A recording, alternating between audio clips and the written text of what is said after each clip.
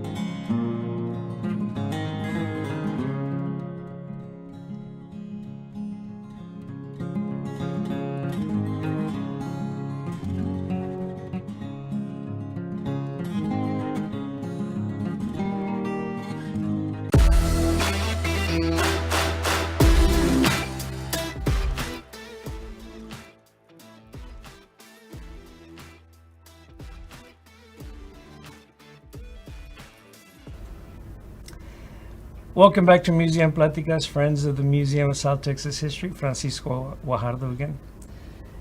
So, Sergio, you've been at this museum now, I don't know, maybe 4 or 5 times? Yes. Probably? Yes. Today was different, though. Yeah. I mean, today is different because today we're having an event to really commemorate and celebrate, a good part of your family's story. I wonder what it is that's sort of occupying this and this here for you today as we anticipate this event tonight. Yeah. Well, it's first of all, I just saw the exhibit within the last hour, and to see a jumble of papers and boxes with mildew and Absolutely no organization to them put into a cohesive storyline, because I knew the story of my aunt and uncle, but the idea of how you then take that out and put it in a way that maybe a stranger or a distant relative could respect and understand their trajectory as a couple.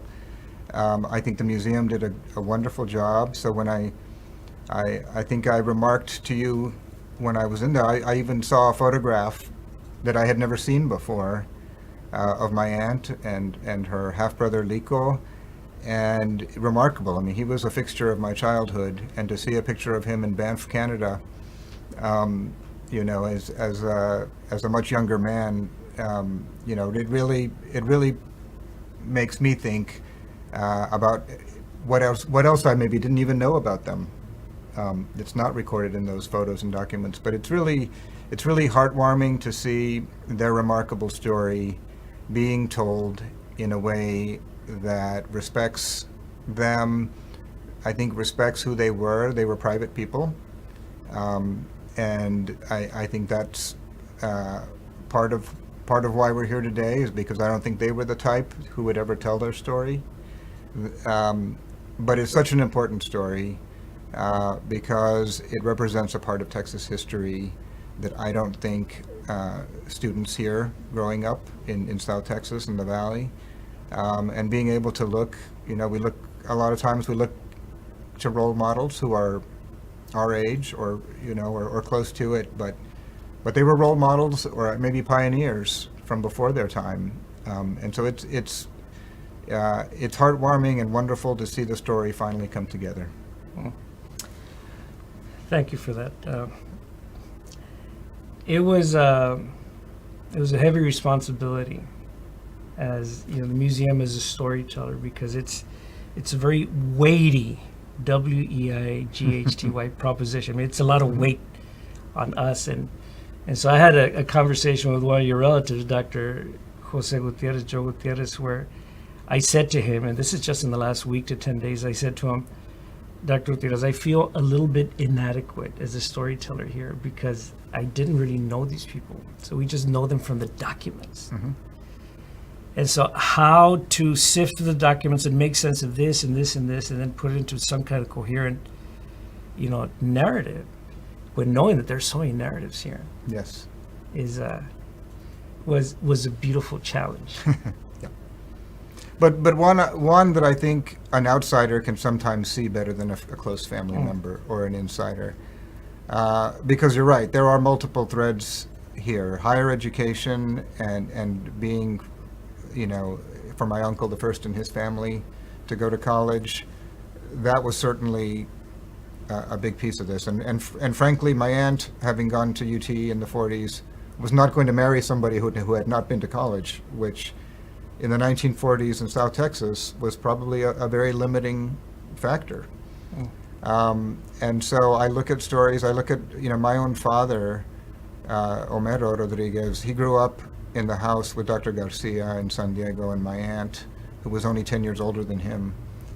And my dad said, at that time in the 40s and 50s, he said, we all aspired, everyone, my friends and I, everyone, we aspired to be educated like Dr. Garcia. I mean, that was the pinnacle. And fast forward to today, and you don't see necessarily that same desire and ambition and goal of teenagers, young men in South Texas saying higher education is my future, is what I want to do, is what I need to do. And they see, of course they see other paths, but that's always been a distraction in South Texas, is seeing other paths, oil and gas and other ways to make money. And so, there are so many threads. Maybe I'm already starting to go down one. Well, so the thread of higher education, I think, is such a key thread. Let's get to that in a bit, because there's a story here, Sergio. Yes. There's a story that's like the real dramatic story that is what captures people's imagination. And in fact, I think the reason so many people have called to RSVP And then after we closed it down, other people are calling and saying, "Hey, I want to see this story." So I'll just kind of like, throw it out to you, and then you swing at it. But this is a story of gold that was buried under a house That's right. that was uncovered by a plumber. Yes. Come on. Yeah. Okay.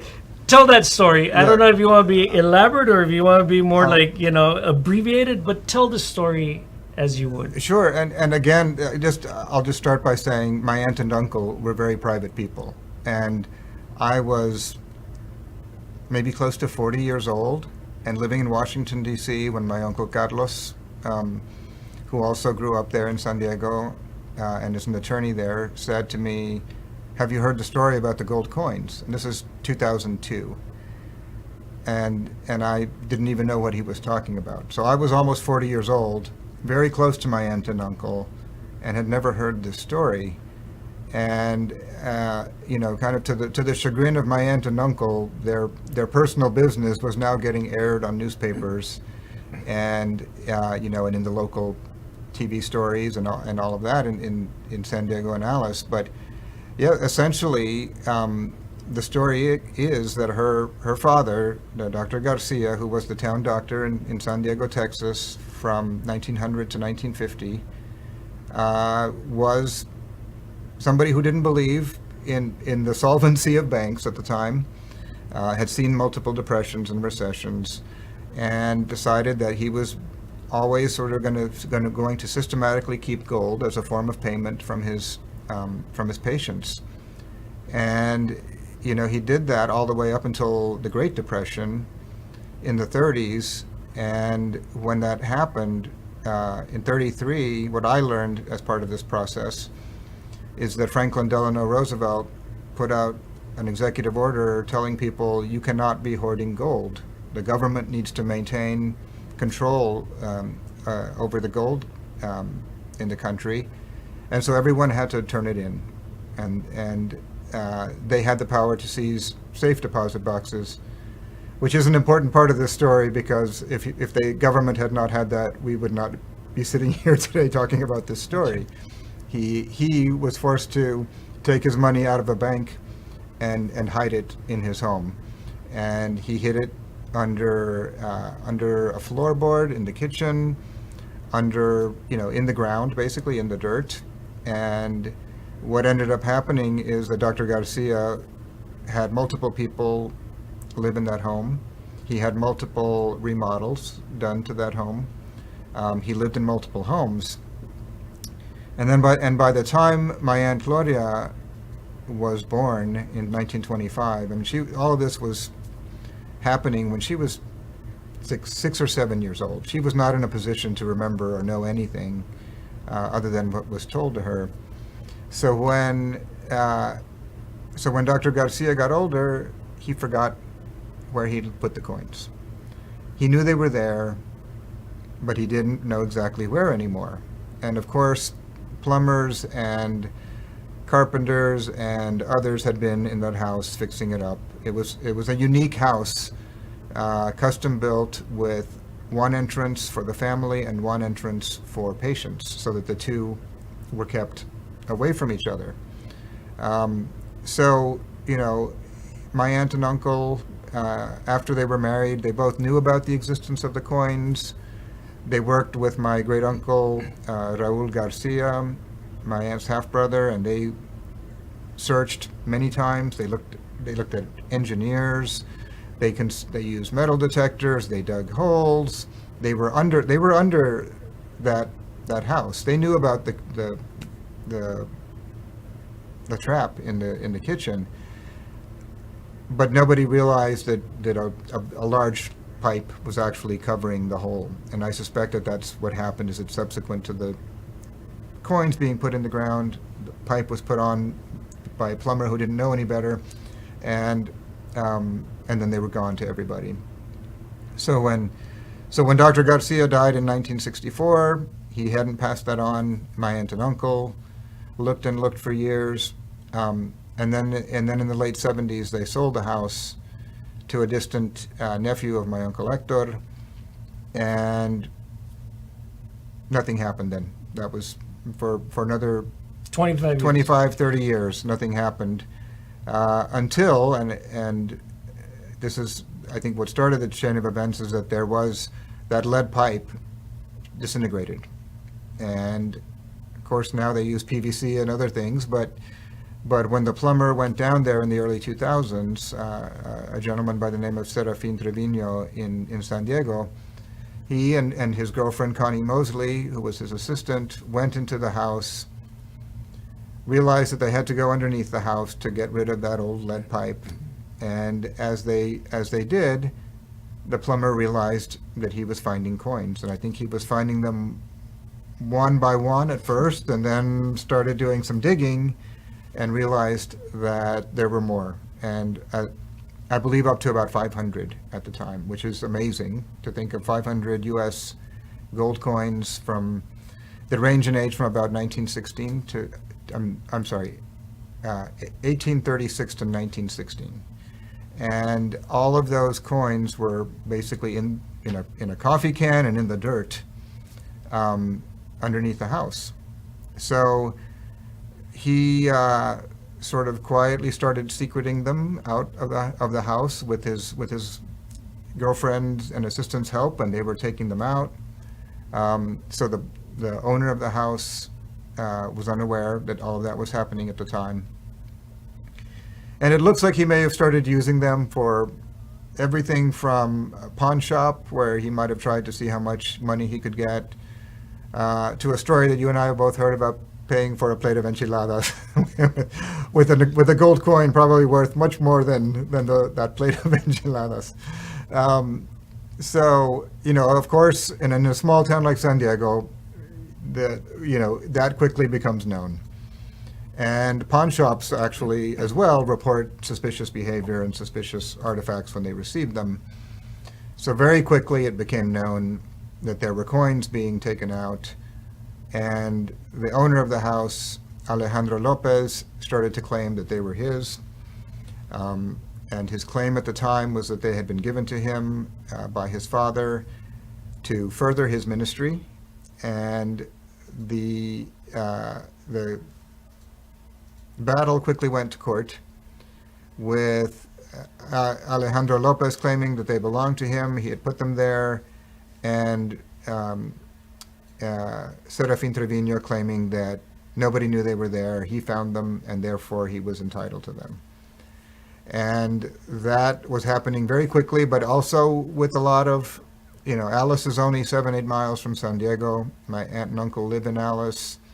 They have many friends and family still in San Diego, and they were hearing this happening real time as well. And that's when they petitioned the court and joined that coin custody battle, so that it became a three-way dispute at that point. So it was, fortunately, my aunt had. Now, at this point, Yeah. you don't know anything about this. No, I didn't. You're off in Washington. I'm far away. Were it not for Carlos's call, maybe that would have prolonged your not knowing, right? Mm-hmm. And so, but Carlos told you about this. Did he call you to tell you, or was it another call, of another nature, that where he just said, "Hey, by the way, you know about this?" Well, I was visiting him because we both lived in the D.C. area. Oh, okay. And so, so my wife and daughters and I would often go visit he and my aunt, and so he was, it was obviously a big story to share when we came to visit, of course. And that's how it brought out. But you'll think back to 2002 though too. The internet was now sharing stories that you would not have read 5 years before, right? You would have had to be reading a local newspaper to hear what was going on. But now you could actually look things up and hear more, not as good as you can today, but you could still hear and find out information about stories at that time. So we could do some research from Washington, D.C. and see what was happening, even if it meant looking up the Corpus Christi Caller-Times or the San Diego newspaper, any of those things just to see what's going on. Well, the San Diego paper was very committed to this story. Oh yeah. Yeah, and the Alice paper as well. So continue with the story. Well, no, yes. Because there's high drama here, and the court decides, right, and there's like a lawyer named Tony Canales who your uncle and aunt bring in. That's right. And That's so right. Hector, being a lawyer himself, Hector Lopez, Mm-hmm.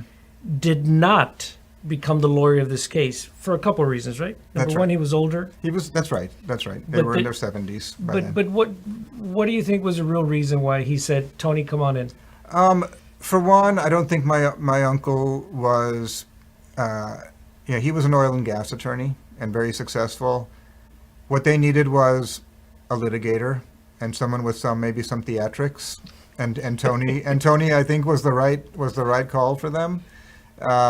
They needed to tell a story, and my uncle, I mean, he documented much of Dr. Garcia's history that led to the gold coins as part of, his help was absolutely essential to building their case, because he was able to put together a timeline on paper for the attorneys working for them in Corpus that nobody could match, and it explained, people knew of Dr. Garcia, but again, even Dr. Garcia was a very private person, and so having his story told by his son-in-law Hector was a good thing, because he wasn't the type to do it himself, and of course he had passed away years before.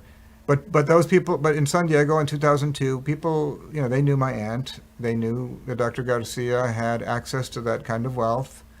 He was an investor, as we've seen in some of the exhibit. He invested in infrastructure in San Diego. He was a prominent rancher in Brooks County and Jim Hogg County and Duval County. So he had access. It was known that he took gold coins as a form of payment and required that often, and it was known that my aunt was really his only heir. So all those things kind of combined together to help them win the case, and of course there was an appeal. So after the original verdict in San Diego in the district court, it then went up to an appeal, and I want to say it was the plumber that appealed, but I could be wrong.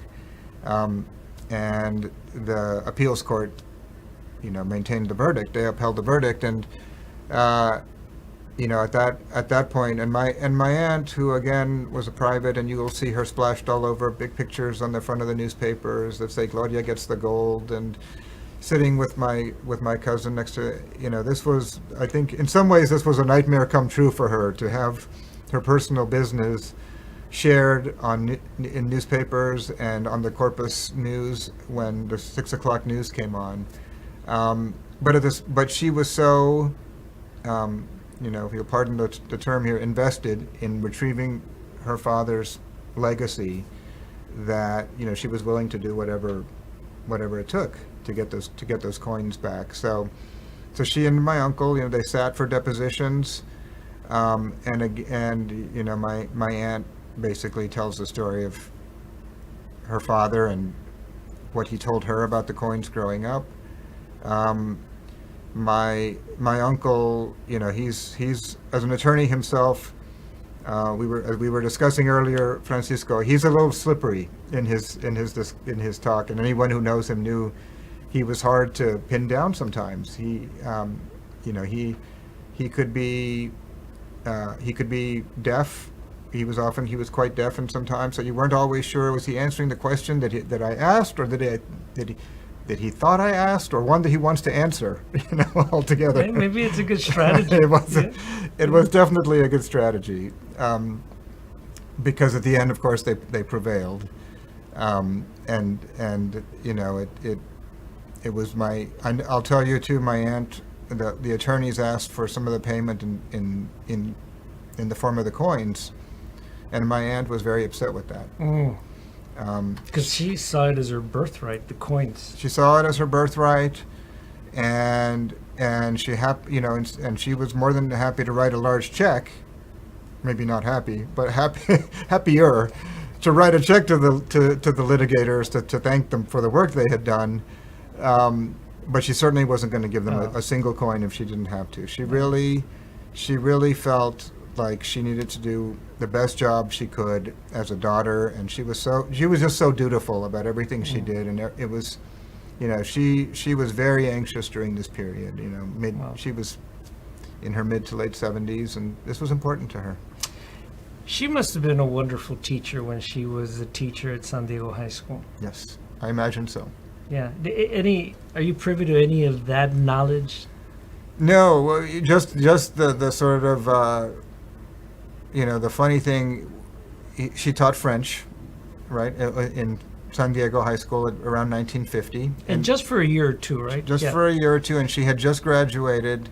The story was she had just graduated from UT in 1947, and she did some traveling in Europe after that. And when she was in college at UT, she really wanted to be a math major. And she was very facile with math and numbers, and that was really what she liked to do. But her father, Dr. Garcia, and this is maybe one of the only negative thing I can think of, is that he told her that was not ladylike, and suggested that she major in French instead, that would be something a young lady did. And of course, she spent her whole life using math and not French after that. So, I think she had it right.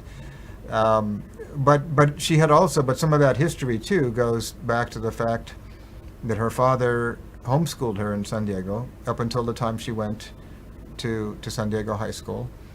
And he himself knew French, because when he went to medical school in Mexico City, it was in 1900, it was taught in French. And he had heavy medical textbooks, all in French, for a young man who grew up speaking Spanish in Camargo, Mexico.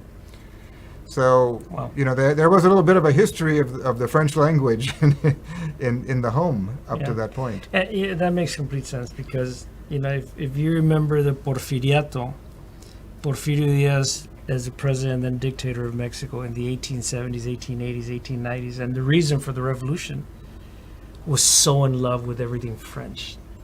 He imported French intellectuals. He imported French institutions. Okay. So this makes complete sense that Dr. Garcia would become like this. And then maybe he sort of like caught the bug of the científicos, at Mexican culture. Yeah. Wow. Yeah. So there's so many people, Sergio, who have a story about, oh, yes, somebody told me that they had gold under their house. My tia or tío or abuelo or whatever. Like, this is such a common story in South Texas, but I suspect that it's a common story across the country. But I want you to weigh in on this to talk about how, for example, 80% of all the gold in 1933 was not returned to the government. That's right. 80% of all the gold. I didn't know that, but I believe it. So, it's part of our research. Okay, so who's writing about this? So, historians and economists write about this. And so it was just a tiny fraction that was returned or was sold, right, to the treasury or whatever. Most of it was sent abroad or hidden. Okay. So might there be something to this story that everybody says, oh, yeah, somebody told me a story of my family had gold under somewhere. This one is true. Yes. How much gold might there be? And I'm not encouraging people to go dig or whatever, but, it's kind of like the lore of South Texas, but I wonder if it's also the lore in other parts of the country. Right. And now that we know the history, there's a reason people did it, right? It wasn't just there, and it explains certainly why Dr. Garcia would do that instead of putting it in a bank or anyone. But as I understood the executive order, if it was more than $100, they wanted you to turn it in worth of gold. So it doesn't have to be as large as Dr. Garcia's collection of coins. It could be smaller and still be something that somebody, especially during the Depression, felt this is substantial enough that I should keep it and just have this as a hedge in case things get worse and money's worth nothing. So yeah, I think that's right. So, Sergio, we're going to go on break here for a minute, but I do want to lead the next segment by suggesting, and I think this is correct, but when Hector dies in 2014 and then Gloria dies in 2021, they leave, as part of their estate, $275 million to create a foundation to Yes. give out scholarships. Yeah, that's right. That's right. That's Amazing. That's Amazing. massive, right? Yes. So I want to talk about what that means, especially because, like, this is not the National Hispanic Scholarship Fund, Right. that doesn't have a corpus that big Right. nationally, right? This is a big chunk of money just for South Texas, or for South Texas students. So I want to talk about what that means, like, in the history of higher education in South Texas. Sure. So when we come back. Okay. All right, so Tony and Pam, let's go on break for a little bit. So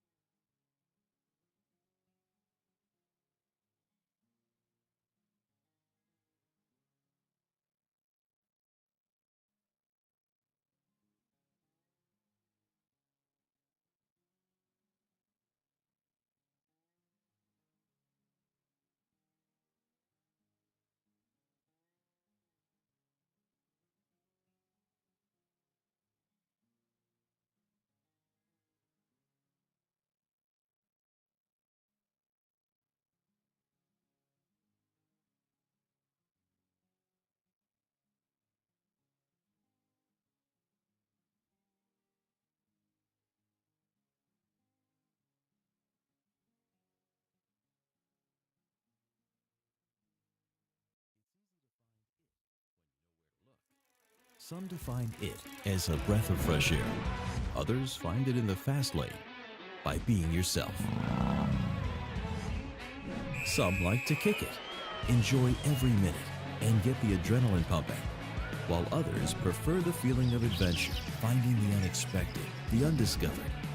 But everyone can agree, coming together in Edinburgh guarantees you'll be making memories you'll treasure forever. Life is a series of experiences with your friends and family, your neighbors and community. Sometimes it's the simple things, like getting together for good times, pushing the limits, learning something new from the old, or just something new. This award-winning, All-America City is yours for the taking. It's in Edinburgh.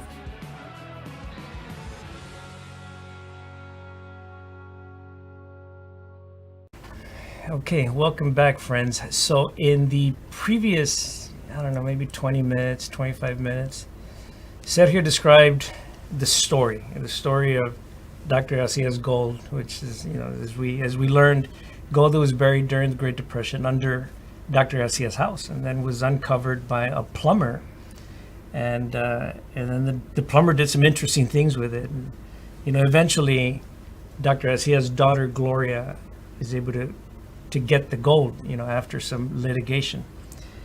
But that's one story, Sergio. The story of the gold is a very dramatic story, Yes. and much, as you say, much to the chagrin of Gloria and Hector, Yeah. right, who were very private people. But the story happened, and the spotlight was like on them, That's right. and they, I mean, they took it with a sense of their own kind of responsibility. That's one story. The other story that has this tremendous amount of depth and historical value is what they would do as philanthropists. I mean, That's right. they crafted a will that said, we want to help kids go to college. So what is that story about, and how did you come to it? Like, when was the first time you heard this? Well, so let me start by saying that growing up, my aunt and uncle were all about us as nieces and nephews or cousins of, whoever they could influence in the family. They were all about encouraging higher education. Do you need to borrow money? Do you need encouragement? What can you do, and why are you going? What is your college plans, and why aren't you considering college if you're not? And this was just something that you would come to expect when you went to go visit them in Alice. So you're 10 years old, you're 9 years old, and you're hearing these questions from them. Yes. That kind of thing. Yes, and even and having and seeing my own older brothers and sisters, because I was the youngest, getting that encouragement as well. I'm not a first generation student, I'm a second generation student, but I saw my father go to school, first in Kingsville and then later at a master's in San Antonio. And then my mother, who was the youngest of the Lopez children, so Hector was the second oldest and she was the youngest of the 7 kids. They didn't have money for her to go to college, right? That's 7 children, 7 children. And when she got married and had 4 kids, and we moved to Austin in 1972, when I was old enough to go to kindergarten, she enrolled in UT in Austin. And at the time it was an open enrollment university, and she got her degree in 4 years. So, but all of this was, I put this under the umbrella of, expectation and encouragement, much of which my aunt and uncle were leading. And they never hit us over their head with their story. My aunt, they were old enough that my aunt would say, "Are you going to Texas University?" Which took me a couple of years to realize she meant UT. But that's what she called it in the 40s. It was Texas University. This is before the football branding Yes, and yeah. everything else. Yeah. That's right. And then my uncle had met her there in the early 40s, and then he went off to Japan, and he came back and he finished at Baylor Law School, which I realized years later, after he passed away, that his law degree was an LLB, which is a bachelor's of law in essence, not the JD that you frequently see today. But even when I start to go through their documents, and there's a photograph that's prominently exhibited in your exhibit here, where my uncle is with his 1949 graduating class at Baylor Law School, and he's the only Latino. It's all men and 1 Latino in the whole picture of maybe 25 or so. Yeah, probably the dean and young maybe a men. faculty member or so, but yes. Yes, so absolutely. 20 to 25 people, and he didn't knock us over the head with this, that he had done this thing, or he was definitely he definitely believed in that sort of 1950s-esque hard work and pull yourself up by the bootstraps, but he never made himself out to be some hero, and nor did my aunt often talk about her time at UT. It was something that she had done, and she just sort of expected family to do it as well.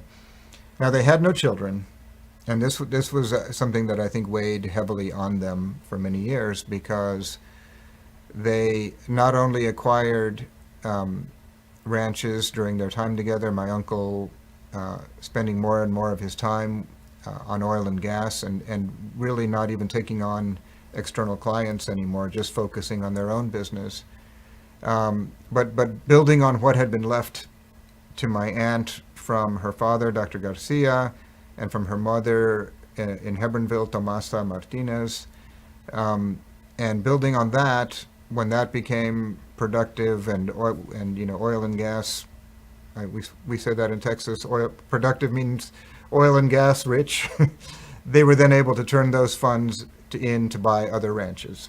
And they did that to the point where they had 35,000 acres, which is sizable even by Texas standards.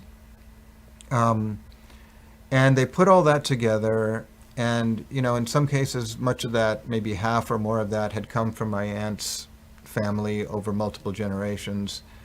And she just did not see, without a child to leave that to, she didn't believe there was a good reason to just carve it up 100 different ways in her will.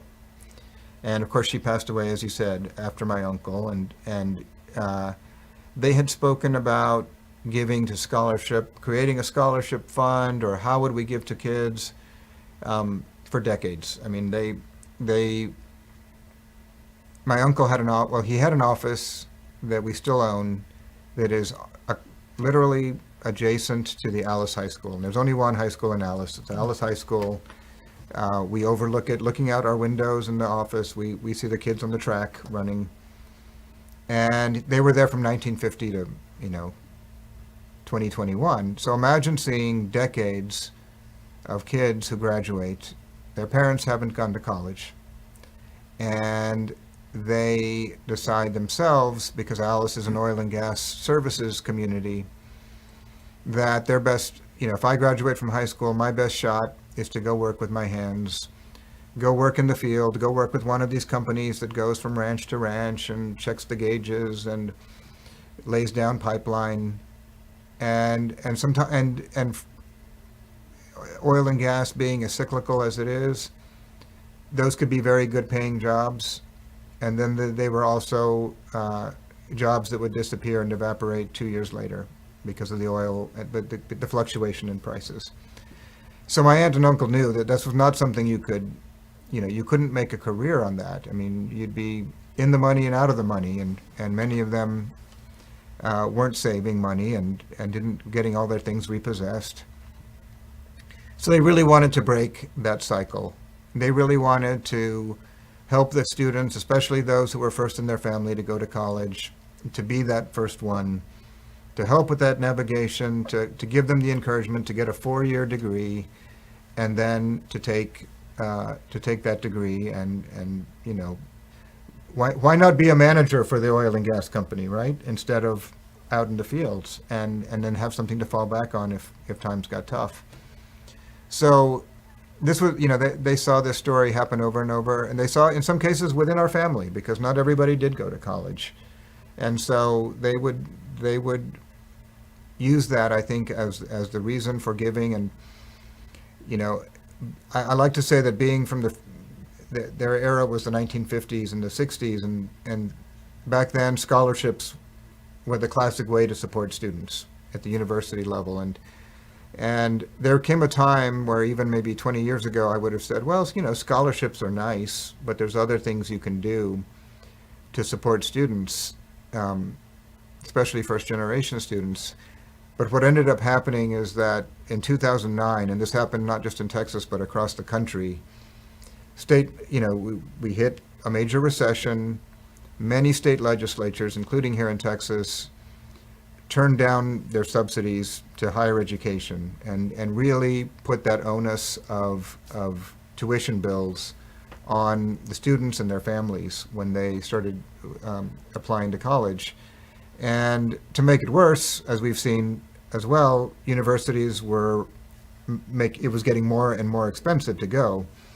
So what may have, in my mind, may have been a quaint idea 20 years ago, all of a sudden has a lot of relevance, because students today, and I see this story all the time at the universities we work with, students often make a decision not where they're going to go to college, but once they get in, they look at their letter, their award letter, and say, I don't think I'm going. we can't afford this. Once, we did this, but now that we see how much it's going to cost us and how much the federal government expects us to chip in, we can't do it. So we have really taken, I had the benefit and really just the wonderful time the last 8 years before my aunt passed away, of spending time with her and talking to her about her vision of what the foundation could be. And one of the, certainly we're focused on South Texas and the Valley. We're also focused on areas of Texas where there are a lot of Latinos, but they tend to be under-resourced parts of the state. So San Antonio, El Paso, and even Austin, which is our fifth area, and a lot of people are surprised to find out that Austin has the lowest college-going outcomes for Latinos from that area. So you're actually better off being from the Valley in terms of your chances of going to college as a Latino than you are in Austin. So we are working in those 5 areas of the state and helping, partnering directly with the universities that we feel are providing the intentionality and the rigor and the success around students to make the Hector and Gloria Lopez Foundation story, come true. I think we've only been out granting for 2 years now, but we've given out over $13 million in funds. One of the things that I have found in my journey as I'll call myself a new philanthropist, but there are almost no Latino-funded private foundations in the United States. Very, very, very few. And from I find this from talking to professionals who are in this field, there are a number of Latinos who give as individuals, and often that's done when the first generation makes the money, right? You also want to control where it goes. But what I think is so special about my aunt and uncle's story is that they chose to do it with the private foundation that will live on long after they're gone. And I mean, the idea, as they say in this world, is in perpetuity. So as long as that, the funds keep invested, the oil and gas keeps coming, the ranches are still, solid, productive assets. And another unusual feature of our foundation is we have the 35,000 acres of ranch land, and we own them, and we use them to supplement our income for the students. So we have a foundation, but a very unique one, and one that I think captures my aunt and uncle's story, just even in everything it holds. You mentioned the 8 years that you had the privilege of spending with your aunt. Mm-hmm. Describe as in a detailed way as you can. Where was that? What did she talk about? What were your curiosities? What stories do you remember that are just like so clear about this is sort of captures the essence of what she believed in? This was her vision. And where did that happen? Was it a kitchen in Alice, or was it? Yeah. Well, it's, so let me start by saying both my aunt and uncle suffered some memory loss and dementia as they got older, and which is, probably going to happen to all of us in some form or another.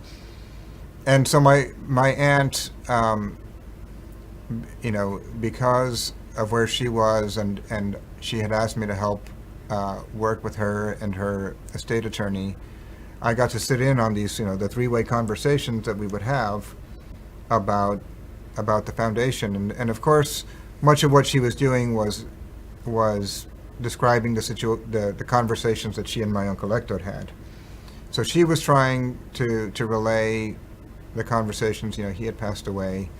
And at one point I realized, she looked at me and she said, well, and she looked at the attorney and she said, we really just want to send Latinos to college in Texas.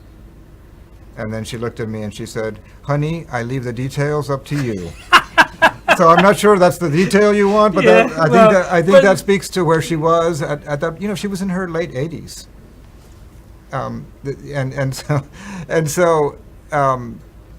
but let me stop there and say that although it sounds like she didn't say anything but just kind of turned it over to me, in fact, what she had done she named the place, Texas, who she wanted to help, Latinos, what she wanted to do to help them, all in one sentence, right? And Pithy, and it's and captured, and yeah. if you talk, there's many private foundations out there, and they will say, well, we do education, the arts, and basic needs. And I think to myself, how do you know what to do every day? How do you know what to focus on? And of course, they come up with elaborate strategies that say this is how we're going to give our money out. But we wake up, I think, at the foundation. My team and I know exactly what our mission is, and it's very focused, and it's large. But the guardrails are there, and we know we have what they call donor intent. But we also have the creativity to do things that are relevant to what's going on in higher education right now as well. So Gloria and Hector would have grown up during a time that I guess they would have been referred to as Latin Americans. Mm-hmm. What word did she use? You know, she would probably say Mexicanos or Mexican American maybe. It's funny. I look at her old Cactus yearbooks from UT from the 40s, and she was part of the Pan American Club, and and words that I thought, wasn't that an airline? Wasn't But that was very hip in the 40s Yeah. and 50s. That was like the thing. Yes. In fact, the college here was named Pan American. That's right. As kind of to be aligned with the Pan-Americanism. So Yes. that's very Yes. consistent for that time. Yes. But you're thinking that she would have used Mexicano or Mexican. Yes, she was proud of being, Mexican, and having that part of her, her father being from Camargo, her summers spent in Monterrey. They would go to Mexico City frequently. I mean, if you can imagine this, I mean, I still marvel at this a little bit, but they drove from San Diego to Mexico City in the 1940s. I mean, the cars were not that reliable. In the Oh, Sergio, 1940s. your father drove to Monterrey at the age of 14. Yes, right, You but- said you tell the story. Yes, yes.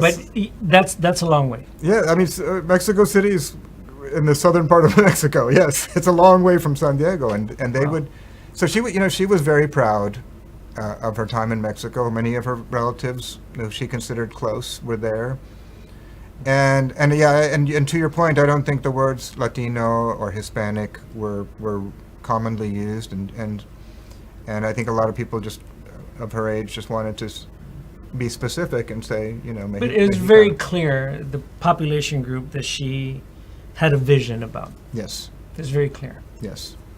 Yes. What- And part of that is, she moved from San Diego as a young woman to Alice, 7 miles away, but really worlds apart. San Diego was 90+% Latino. Her father was at the top of the social order there in San Diego, and her friends, and they were, she was very well regarded. The family was highly regarded. She moves to Alice with my uncle in 1951 after they get married, and Alice is a brand new oil and gas boom town that's come up very, very segregated. They didn't want her, she remembered this till the day she passed away, they did not want her at the Alice Country Club when she and my uncle moved there. And so she didn't want to have anything to do with them. I think I went with her once at Thanksgiving because my aunt was not one to cook. And she held her nose and said, we'll go there for Thanksgiving. To the Alice Country. To the Alice Country Club. And so but when that you was say it. segregated, you're talking about Anglos and Mexican Americans Yes. in that town. Absolutely. And literally, Anglos lived north of the railroad, the Texas-Mexican Railroad that goes from San Diego to Corpus, and Mexican Americans lived south of it. And my aunt and uncle, when they got there and moved there, they built a house on the south side for that reason, and one for my grandparents, Francisco Lopez and Emilia Lopez, next door to them. And it was probably decades, and maybe some might argue Alice still has vestiges of that sort of segregationism. So yeah, I mean, the story, makes sense because through the 50s and 60s and 70s, not only would Hector have seen through his window of his office all of these kids at the school, but they lived within a town that had, in some ways, Jim Crow rules. Absolutely. And so they would have seen kids who were having access and kids who were not. Right? And Yes. they themselves had access. That's right. And they appreciated the access. And yet they were so under the radar, so humble. Sergio, these are characters that you don't know about in history. That's right. But are living their lives. Were it not for the gold story. Right, that's right. That's right. You're absolutely right. Or the foundation and Right. their choice to put it out, somewhere. I'm sure my aunt is up in heaven listening to me right now, and she's upset that I'm talking about her. But it's all good. It's all good, right? Because what Yo they, ni la conocí, Well, and I feel even more removed. Oh my God. Yeah, But I will tell forgive us. you, I kind of got over this. I used to have a belief that I should honor their privacy and not talk to their story, and that this should be, if they were private, I should keep this private, was basically my thinking. But part of my education along the way, and I spoke about this a minute ago, was that there are not enough visible Latinos that are out in philanthropy right now.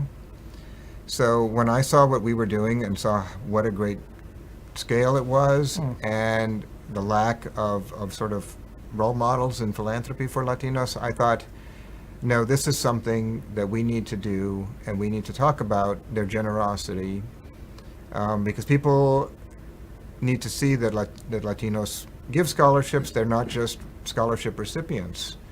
And I think even the students themselves that we serve, when they see a scholarship coming from the Lopez Foundation instead of Bill and Melinda Gates or the Terry Foundation or any of these other wonderful organizations, that's a whole different message, right? When you see that somebody with the same last name as you or your neighbor in South Texas just paid your full scholarship for college. I mean, it's amazing to think about it. So they would be begrudgingly okay. Yes, as long as they didn't have to hear it. But what about them hearing $13 million?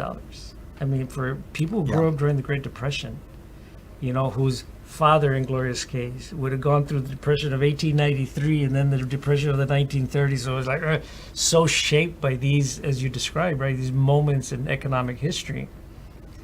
Could they fathom 13 million? Like in a period of a year and a half, almost 2 years? Well, I think your point is a good one. I think they would have had trouble with that. And in fact, maybe that's why they chose to do it in their estate as opposed to during their lifetime, right? And our nephew can do it. That's right. He's a little more modern. That's right. But some of that is, you're absolutely right. I mean, they were both Depression era. And even though my aunt was a little girl and my uncle was young, they grew up at a time where even Dr. Garcia pinched every penny he could, because you didn't know what was around the corner. Even if times were bad and you had a little bit of money, you didn't know if it was going to get worse. So they always, everything they did was around saving money or trying to avoid spending money. It was very. It's amazing. I mean, they did not splurge on themselves. They lived comfortably, but not extravagantly at all. When was the moment when you sort of understood that they would want you to lead this effort? Yeah. So, well, let me start by saying that I'm actually related to both my aunt and uncle. Full disclosure. Your mother is a sister of Hector. That's correct. And then through Gloria, describe that. So then my Aunt Gloria, she had, through her parents were both on a second marriage, and her mother, Tomasa Martinez from Hebronville, had 3 children. She was a widow. She'd had 3 children, including my grandmother, Amada Rodríguez, who she brought to this second marriage with Dr. Garcia. He brought one son, Eligio Canales, from his marriage to Maria Canales, early around 1900 or so. And so my aunt had a half-brother, Eligio, and then 3 half-siblings, 2 sisters and a brother, on her side. And so my father is actually her nephew. So she's my great aunt by blood and my aunt by marriage. And then, of course, my uncle's just my mom's brother, which is easier to explain. So this is an interesting kind of like genealogical connection. Yes. Because you intersect a lot. That's right. But there's something else though about you. Well, I mean, you were bright. You know, you have a level of ambition. You valued education. You went to Princeton. You have an MBA from the University of Michigan. You were kind of ensconced in a lot of educational things. That's right. That's right. And I think you're exactly right. I mean, I think they were happy to see that I was doing all of the things that they wanted nieces and nephews and cousins to do, and that I was, raising a family and having a great, having nice vacations to take my kids on. My aunt and uncle were very practical people.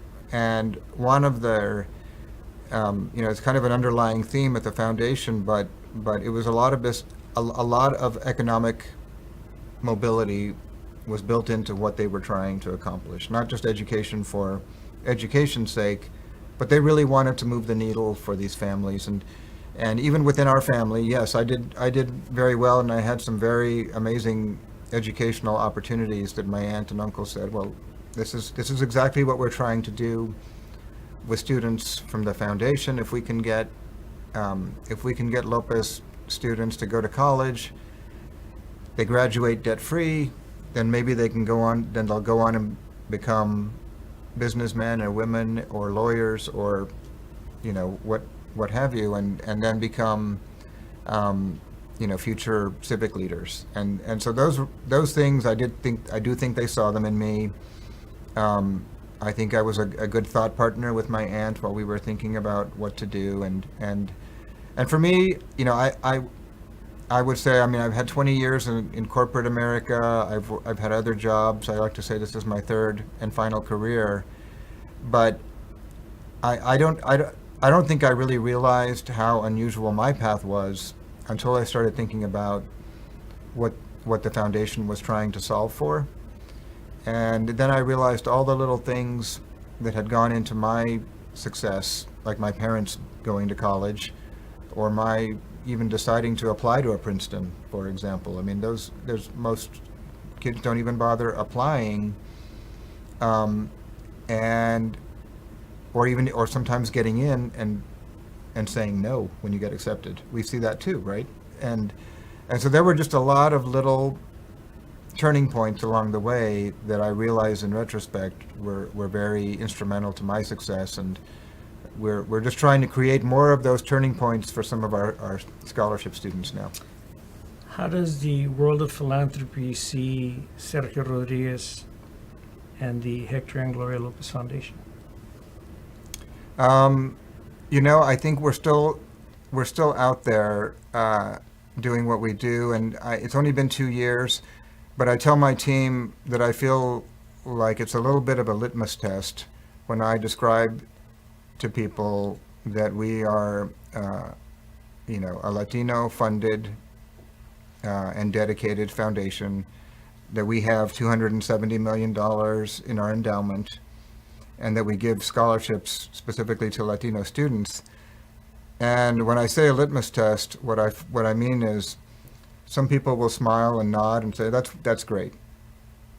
And then other people will turn and look at me, maybe less often, and say, what did you just say? And did you just say you have that large of a corpus, which is, even in philanthropy in the world, is quite large, and that you're focused specifically on Latino students, which almost nobody is? And so the people who are in the business and who maybe in higher ed or in philanthropy for a long time, I'll see the wheels turning when we tell our story, and that's always gratifying to see. Well, it literally is an extraordinary story.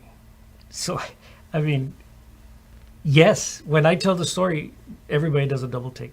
What? Yeah. Yeah. Because, okay, it's not ordinary, which is what makes this historical and just beautiful. Right. Right. Wow. They created something wonderful, and I mean, I'm excited to be leading it. But I always start the story with Hector and Gloria Lopez. So we're having a function tonight, Evening with Friends, we call it at the museum. So we do a couple of these per year. And so typically, a good turnout is like 80 people. That's really about all we want to hold in the courtyard gallery, our larger space here in the museum. There were 160 people that had RSVP'd before the deadline. So you're knocking down some walls. But no, we have 3 mini theaters across the museum and the galleries. We're giving out 100 tickets to the first 100 people who come in. They'll have a seat in the courtyard gallery. Everybody else will be sent to the theaters where we will be live streaming. Okay. Okay. I mean, it's like one way that Pam and Tony thought that we could do this. There you go. But Too hot in the parking lot. what do you expect out of tonight? I'm going to poll the audience on a couple of little things, but I have a feeling there's going to be a lot of people who are here because they have, this is South Texas, right? And they have some relation to Hector Lopez or Gloria Garcia Lopez, and whether it's through marriage or by family, or they were neighbors, or they know this story. And so I have a feeling that everyone is coming today. Those 160 people are all coming with their little story of how they connect to this. So, I'm excited that it's generated so much interest, and I hope I can get out of here tonight. But I think that everyone's here because they know this. They know that there's a marvelous story to be told, and they know part of it, and maybe want to hear some more. Well, Sergio, on behalf of the staff of the museum and also our trustees who were like absolutely giddy about this. Well, you remember because you walked into a board meeting one day, and one of our elder board members said to me, and I wrote to you on this, that we have been working for 50 years as a museum to lead up to this kind of moment. So I think for us too. We're not a philanthropic entity. We're a nonprofit. We're a cultural organization. We're the historical museum. And so to be able to, to be home to this story and incubate the story and somehow give it life, I think has been such a privilege, I got to tell you. Well, thank you. I'm excited, and everything I've already seen of the exhibit is wonderful, and you and your staff have done a wonderful job, and I think tonight will be the beginning of a lot of interest in this. Shout out to the guy behind the camera, Tony Peña, who's from Stark County, Rio Grande City. Grew up on a street called La Ladrillera. Can you believe that? Because there was a brick kiln at the end of the street. And so to Tony, because he did the design, Pam, kind of overseeing a lot from a communications standpoint. Melissa Peña, who's one of our exhibits coordinators. Tom Fort was big. Kelly was big as well. And then we have local carpenters, who you just give them an idea and their imagination takes off. And so it was all done here. There's a guy with an orange shirt who went up when we were up in the exhibit. That's Juve. And so Juve is like this master everything. And so the kind of creativity that surfaced because we had this idea was special as well. Yeah. Well, it lets the mind go. Your mind kind of goes all over the place when you hear the story, right? It makes it's a lot of room for creativity. So fantastic story, and thank you so much, Sergio. So absolutely. Before we break here, I know we have a couple staff members and your wife here. So I just want to ask: did we miss anything? Is there anything that you expected that I asked Sergio, or was there a hand there? Yes. How can everybody come see the exhibit? Oh, yes. Okay. So the question is, how can people come to the exhibit? So, as a museum, we have certain kind of responsibilities. One of the responsibilities is to make sure that we protect and ensure all of our holdings, our archives and collections, galleries, etc. And so because of insurance issues, we can bring out the 400 gold coins tonight. And so, whoever comes in tonight will be able to see the gold in its majesty. And Gloria probably wouldn't appreciate these words, but okay. But yeah, so they can see it tonight. And so, probably like 200 people will be here tonight, I think. It's not going to be 160 because we've been getting so many calls. So, and then we have a representative selection of those coins that we'll show for 2 weeks. Okay. And so people can come and view it from the 12th of this month of September till the 24th of this month. After that, the exhibit's going to be up for at least a year, maybe longer. Let's see how the community responds and, consumes this story. But we also have 400 gold coins that are replica gold coins that are very much a part of the exhibit to tell the story. And so really anybody can come and see it. During the next couple of weeks, they'll see some real gold. And thereafter, they can see the story, which really is, I think, the charm of this, is the story of Dr. Garcia, the story of Hector and Gloria. Now I saw too that you have some interactive exhibits for school age kids. Because we have 15,000 kids who come to the museum every year. So, we highlight. We were actually going to highlight you, but I thought, no, he's too modest. He wouldn't want to be on it. You got a little Gloria in you. Thank you. Yeah. But so we highlight Braulia, who was Dr. Garcia's sister-in-law and was, educated at a ranch school. And then went to Incarnate Word in Brownsville, kind of a high school, right? And I think it was. And then, so she began to keep the family financial ledger in 1896. So we wanted to feature her because she was an educated woman, Mexicana in the 19th century. Come on, you got to tell that story. So we feature her and we say how she was educated. We feature Gloria and talk about how she was educated. We feature Hector and how he was educated. We feature Dr. Garcia, talk about how he's educated. And we have one, and so these are two panels with those characters, protagonists, historical people. And then one panel in the middle with a cutout where kids can put their face, and then they'll be challenged to ask the question, what's your education story? Good. To at least, in very Gloria-like fashion, begin to ask the question, what are you thinking about? And I saw a question board too about what would you do with gold? Oh, yeah. Here's one story I didn't tell you that, Pam runs this public programs work, so Pam is behind the computer now. But in the summer, we had like one Saturday where we did a mock trial of the gold. And kids were beside themselves as jurors. Kids were jurors. And kids wanted to talk about this person should get the gold. And just about everybody said Gloria should get the gold. Okay, good. No, actually, there was actually a constituency for the plumber. Okay. I gotta Finders keepers is a strong. And actually, it was part of the script. Yeah. Finders keepers. And so Melissa was the judge. We had one of our docents as one lawyer, another docent as Gloria, another docent as Hector, another docent as actually the guy who led you into this place. Okay. Kind of looks like Serafin. Yeah. So he was the plumber. Okay. His name's Ricardo. So, there's like so much currency out of these multiple stories that, we've taken very seriously and have had so much fun with it. It's good. Very fun.